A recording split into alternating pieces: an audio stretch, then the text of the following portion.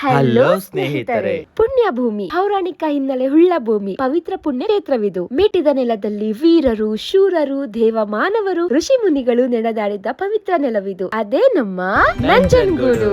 ದಕ್ಷಿಣ ಕಾಶಿ ಹಾಗೂ temple town ಮತ್ತು ಶಿವಪುರಾಣದಲ್ಲಿ ನಂಜನಗೂಡನ್ನು ಗರುಡಾಪುರಿ ಎಂದು ಕೂಡ ಕರೆಯಲಾಗುತ್ತದೆ.